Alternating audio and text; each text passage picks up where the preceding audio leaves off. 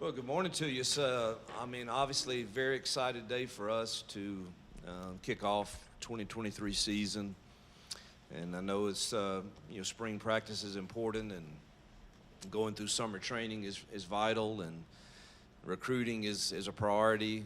But now it all kind of gets to the point where you have to put all those pieces together and find out how your team handles the pressure and the heat of being strained and stressed in a great game that we all love, and try to prepare yourself to compete at the best level you can for the 12 opportunities that you have. And that, in my mind, is what fall camp is preparing us for. And so everything kind of culminates with this. And we had a good kickoff last night, and excited to get on the field this morning and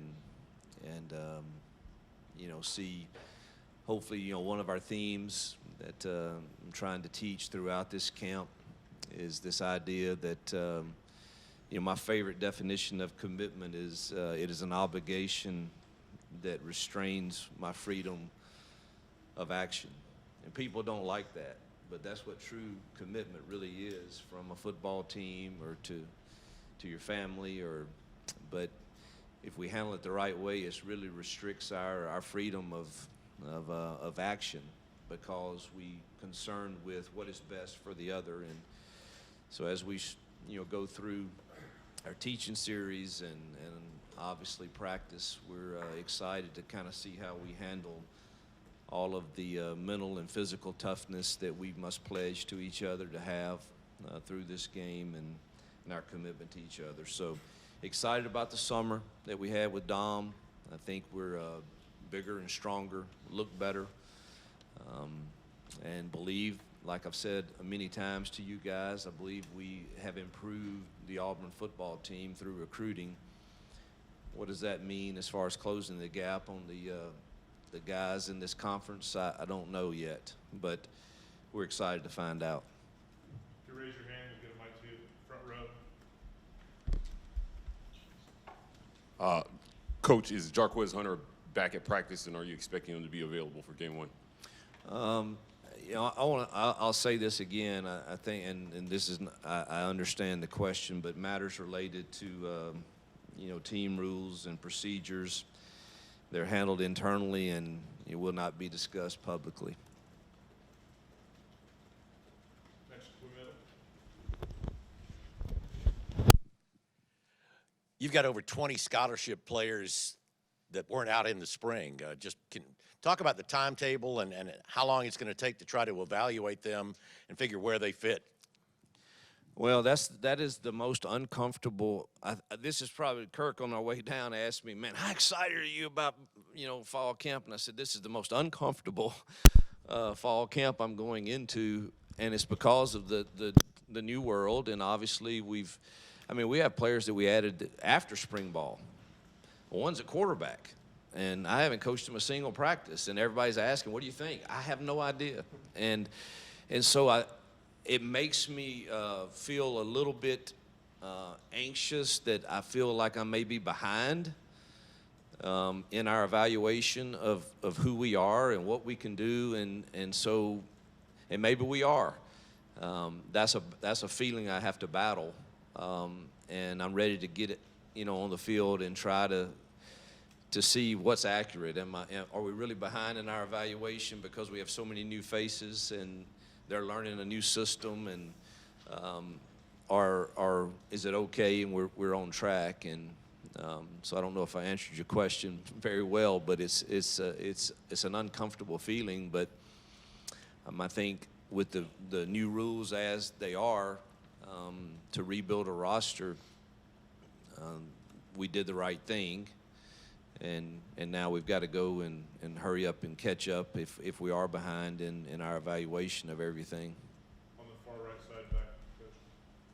Coach, you added an offensive lineman earlier this week to the team. What can you tell us about what he brings to the room? Yeah, there's no secret that I thought I've made that a priority. And Dylan was a highly recruited kid out of high school, and I thought that when he went in the portal, Jake had a relationship with him already. So did Darren Hiller, who's a new staff member here who's been with me before. And I think that gave us an edge. Man, he is a big, good-looking dude, and he's a freshman. And so basically, I think we've added a guy that has a long-term future here. He fits the Auburn culture, and so does his family, and excited to have him. He's swimming right now because he just heard yesterday what we call inside zone, and that's all new to him. But he'll be patient because he is just he's a freshman. And so I think it helped us depth-wise, and obviously long-term gives us. And truthfully, you know, you got a guy that's locked in that can't transfer because of the one time, and that's something that plays into it also. Front row right here. Hey, talk about the uncertainty with Peyton.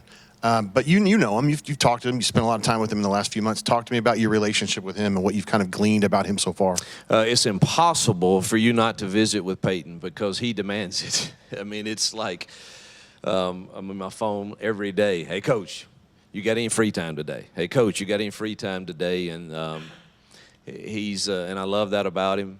And so, yes, I feel very comfortable with who he is and his leadership and his desire and his preparation and his football IQ.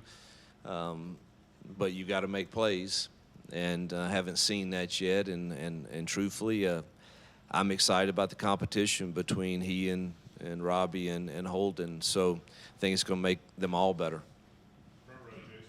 The competition at wide receiver has ramped up dramatically too. What are you looking for out of those guys early on? Because that's probably one of the spots without pads that you can kind of glean a little bit from the newcomers that you hadn't seen on the field so far. Yeah, we needed to overhaul that room and improve it for sure.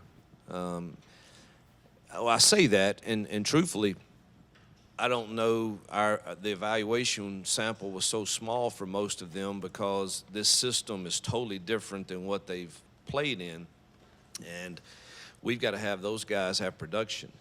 And so I do think we've improved that room in recruiting, and I do think there are guys here that can be better than what they've shown, and we're excited to see. I think we've seen glimpses of that, but now we've got to go and do it when it's real and live. But we are excited about the fact that I think we've improved that room for sure. Another one on the front row. You've talked at media days about sort of the long-term plan for the quarterbacks in fall camp. Here in these first few practices, what are you kind of looking for from them as you guys get underway? Well, create pressure in adverse situations and see how they respond. And, are they evaluating the coverages correctly? And is the ball going to the right spot? And is the decision to stay with the run or get into the RPO, the pass off of that? All of those things will be evaluated. And who does the team really rally around the most? And, Amani and I and Kent sat down, and I think we have a really good plan of the rotation between those three guys, and they're all going to rotate for the first 5 practices pretty evenly amongst the 1s and 2s and 3s, and we'll evaluate all those reps and then kind of recalibrate, I guess the word, and sit down and kind of go from there after the first 5. Right side, fourth row. Coach, you talked about it briefly in your opening statement about you had a big week recruiting, and although neither of those guys are going to be here this week on this team, can you carry that momentum and that juice and that energy into fall camp? That is a great challenge for me. It's one of the reasons I hired Monty, truthfully, so that I can be very active in recruiting. I think I've talked to most all of the top 25 guys this week, and obviously we're still trying to hammer the 24s and carry that momentum that we have from this past weekend on into fall. I feel good about the momentum we have right now. Obviously, it's never over in this conference when you're recruiting, and so you've got to keep up the lines of communication and make sure that they still feel the same way about Auburn a few months from now as they did this past weekend and some before that. But we're on the right guys, and there's some big decisions that are coming up soon that we're involved in, and hopefully a few of those will go our way. Another one in the back row. Hi, Coach. Carrie Osep, WVTM 13 in Birmingham. On that same notion of recruiting, some would say that here in the SEC, it's a different ballgame when you enter that and add in recruiting, NIL, transfer portal. And to seem like you've had immediate success, how do you feel that you've adjusted in this short amount of time with all of that said and getting this team prepared? And what's been the ultimate challenge getting back into this? I've always felt like, I want this to sound the right way, that I was pretty decent at recruiting and that I had a good plan and a good plan for the staff. And so I'm not really shocked that, and I think it's easy to recruit to Auburn. I mean, this is one of the elite programs in the country. Maybe we haven't had the production in the last few years that is expected. I wasn't here, I don't know, and so I'm not really surprised that you can recruit at Auburn. How have I adjusted to the new college football world? I'm still adjusting, truthfully. It's different. And you're in conversations all the time with your administration and your people and with Rich and John and compliance and trying to, hey, man, what is the best way? I'm open to advice to manage this new world of and then, you know, I work hard at managing our locker room, and that's difficult because, you know, I'm a relational coach. I think that's one of the reasons that we've had success at most places I've been. And it's a, you know, you wonder, does my way still work? And we're getting ready to find out. And that's, so I'm still adjusting to all the new things that are a part, but I'm not a complainer, and there's no need in complaining. You don't control it, and it is what it is, and some of it I like, some of it I don't, and but we've got to handle it and be the best at it that we can be. Third row on the left. Right here, Coach. As practice begins today, is there a group that particularly excites you, and then is there a group that you're looking for the most improvement as camp begins today? Well, I'm excited to see a lot of the new guys, truthfully. If there's a room that really excites me, I mean, I'm excited about our O-line. I really think we've improved ourselves there. And, again, I don't know how much we closed the gap on that. And I think we've got to improve our mental toughness and our attention to detail in the secondary. I do think we have some talent there, but it's some older talent and then there's some really good young talent. And I don't think any have been stressed and strained enough to where that we need to be. But I do think we have some talent there. So I want to see them improve that aspect of it. And obviously, the quarterback room, you're excited to kind of see how they compete. Coach, with this being your first fall camp at Auburn, I know you said you were a little uncomfortable going into it, but what are you really trying to emphasize to all of your players during this fall camp? The commitment it takes to win today. Truthfully, it's really that simple to me. Is do we have that toughness, the mental and physical toughness, through the commitment that we've declared we have, and to win today, and then stack the days from today to tomorrow to the next day to the next day. And that is the secret sauce, and the team that can do. Listen, most people in life, in my opinion, and I'm guilty of this too at times, we find a way to be consistent, but maybe we're really not committed. And unfortunately, when the reveal party happens, it's a little bit too late in this game. When you find out when it gets real, and oh heck, he was just consistent. He really wasn't committed on 4th and 1, and it gets revealed.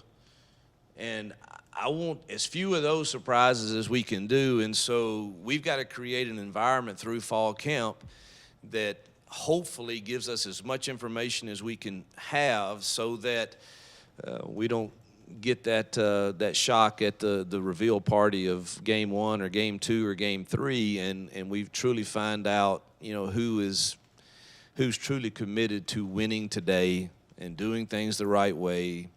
It's about I think they sent out a tweet this morning that I said last night is about as simple as I can put it, is you have to behave as a champion before you can become one, and that's everything from nutrition to your locker room to your timely manner, to the way you dress, to the way you talk, to the way you think. And that's why our theme's kind of been flip the script of the way we think and approach things. So I know that was a long answer, but I hope I answered it. Coach, players have made comments this offseason about you being able to bring fun back to Auburn football. How have you been able to do that, and what kind of advantage does that create for you going into fall camp? Well, I hope they still say that a week from now. I mean, that it's. Well, I believe in whatever you do in life, there should, if you're truly walking in what you love to do and what you're gifted to do, there should be some joy and fun in that. And I know we live in a world that wants us to win every game, and that's probably not reality, that you're going to win every game. Very few do. If you look at the culture of our sport, very few win them all. And we want to, and we're certainly going to try, but I do think there should be part of being the Auburn experience and being an Auburn man and is the fact that I think this place has done a nice job, and I want to continue it, of young men that have gone through our program that 10 to 15 to 20 years still have this affection for this place because of the experience that we had here. And that experience is much more than just the 12 opportunities you have in a fall. And so I hope that they will continue to say, man, Coach he's positive. He has a good vibe about him. He's fun to be around, and even when it's stressful and difficult, and truthfully, I will tear them down some during this camp, not intentionally and not with some mean-spirited part, but you will break people down, because I think, after you have failed is when you really can have great success, because you learn from those things. And so, but I do think I have the ability to immediately bring them back up too once they've had a bad day or a bad practice or bad reps. I don't think they will ever think, well, he's thrown in the towel on me. And so hopefully, what they're feeling will continue. Coach, what can you say about the rest of the running back room if the Jarquez uncertainty continues and the rest of the running backs are called into action? I loved our running back room in spring, and excited about adding Cobb and Batee, and I think we've got good players there. I think Damari has been like one of the best leaders on our team this entire summer and spring, and excited about his leadership in that room. The pass rushers, the Jacks, had a lot of attention in the spring. You guys added some more after spring practice. What are you looking for from those guys, especially early on in fall camp? Yeah, I'm really that's a position that I'm really excited about, the new guys. I just Elijah's an incredible human being and incredible leader. He sets a great tone for our defense, and in the locker room, just being around him makes people better. And but man, adding Sings and Jalen to that room, I think gave us some pop and some explosiveness that we needed some more of. It used to be you added stress by 3 practices a day, doing all these. How do you do that in this world? Stress guys and push them. Can you give us a little insight into how those things are accomplished now? I think it's still the same way. You just don't have as many opportunities, and probably it's not as stressful physically, but the mental aspects of the way you prepare and the way you practice are still there. And obviously we have them a long time in the film room when you're not in school, and you have these 10 or 12 days before we start school. I mean, we've got a lot of opportunities to strain them and stress them through, who's going to do the little things the right way, because how you do one thing is really how you're going to do everything at some point. And so Dom will have them some time, nutrition will have them, and obviously how they rest is important. But we'll create stress in practice and then in the film room also with guys. The film never lies, and we have to own whatever's on it. Coaches also, we'll stress coaches. I mean, because the old saying is you either coach it or you allow it. If it's on the film, are you coaching it that way, or we're allowing it? And we got to fix it if it's not the way if it's not being done the way we're coaching it. Hugh, I know we asked you a few weeks ago, do you have any injury updates for the beginning of fall camp. Do you expect anybody to be held out? I guess how healthy are you guys? Batee is limited, but will practice from his. He had the procedure done on his foot, and shoot, I think that's it. I think we're blessed. There may be a few more that are somewhat limited, but I think everybody will be out there today. Yeah, we'll monitor his reps, but he'll go.